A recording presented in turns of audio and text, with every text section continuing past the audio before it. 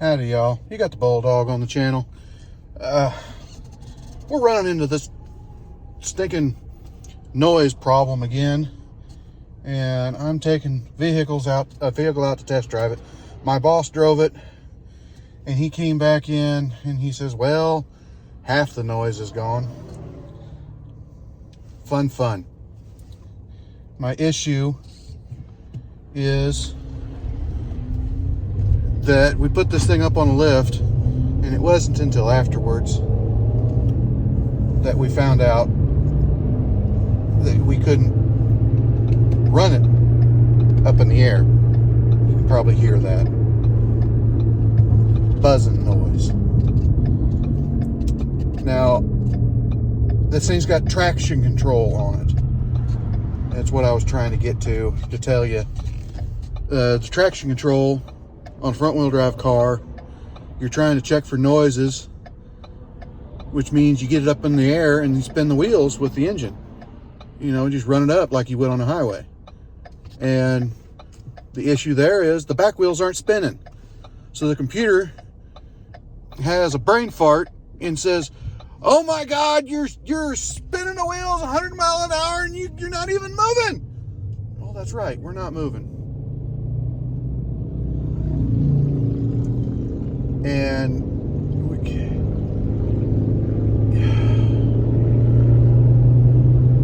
we're not moving because we're spinning the wheels trying to find out what's wrong. And it won't spin the wheels. We get about 5 miles an hour out of it, and then the computer starts locking up the brakes. It's cutting cylinders on the engine, trying to stop the wheels from spinning, which are in the air. So we're trying to figure out what the heck, which wheel is spinning, or which wheel is making noise. Like I said, I found out later, after my boss had gotten out of the car, running a car on a lift is not fun at all. Because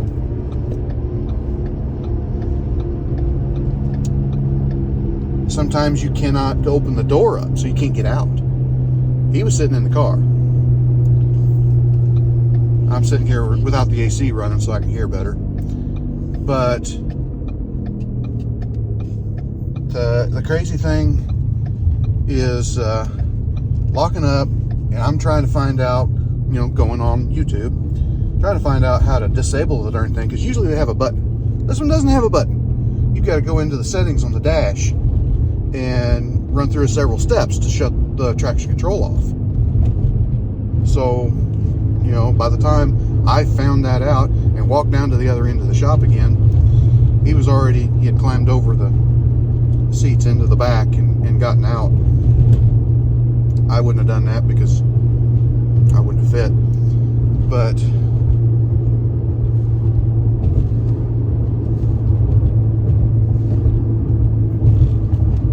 I'm not sure that it's in the front.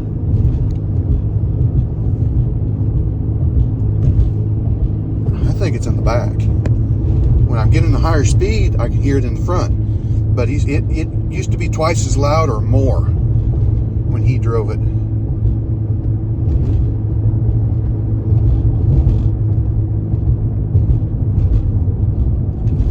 And when you side load, when I'm steering back and forth like this, it should affect it greatly. Sometimes they don't. I think it's a rear wheel, which we didn't check, because how many can be bad? Well, that one that I pulled off was definitely really bad and making noise above everything else.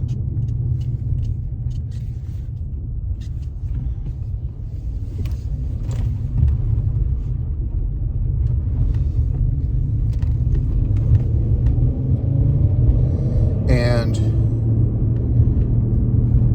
it's kind of difficult to, narrow it down. The back wheel, this is not an all-wheel drive car, at least, so we can spin the back wheels and listen to them.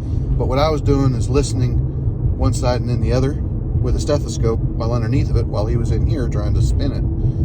And there was a gigantic difference between left and right. And I put on the left front hub, which was horribly bad. It just wasn't the only one that was bad.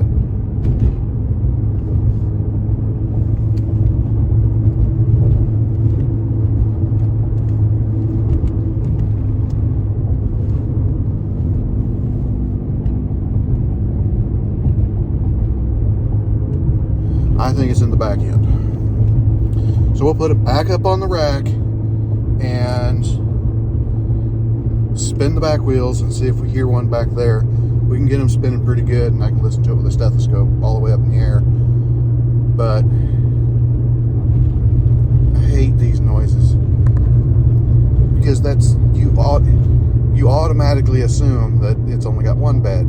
Now several times I have heard both of them bad, but the only way to really tell which one is bad is comparing it to the others. And if one is really, really bad and the other is only a little bit bad, you can't tell between the two because they're hooked together through the drivetrain.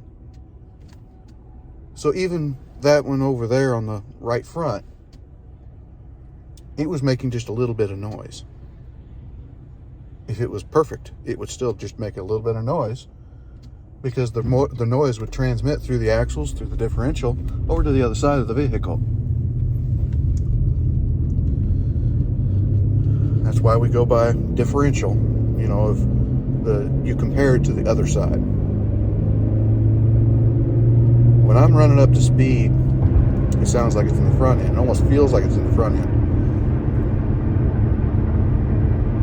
But I'm 90% sure it's in the back. Now I pulled the one off of the left front and it was very evident that it was bad. It wasn't loose, but you could feel the notches in it and you could feel what made the noise. So we'll put this back up in the air and give the back wheels a spin and see if we can find something back here.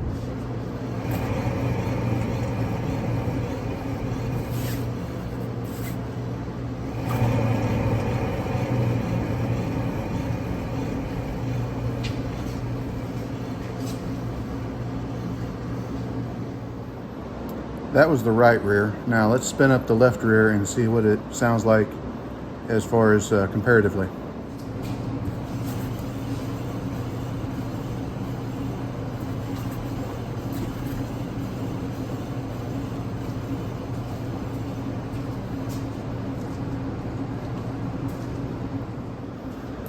That growl is what we were searching for. Now, we're down searching for parts right now, seeing if they got a rear bearing. They don't go bad as often as front bearings, so they don't keep them in stock as much as they do on front. So, I don't know if we get this done today or not. They kind of like to have their vehicle back. At least we can compare one side to the other and see which one is bad if it's only one. I don't hear anything coming out of the left rear, but as you could hear, that right rear is much different. You can hear the brakes dragging a little bit. That's a different noise. That that is the bearing. So we'll see what we can do for this customer. Like, comment, subscribe, hit your little bell notification, share it all around. We'll talk to you later.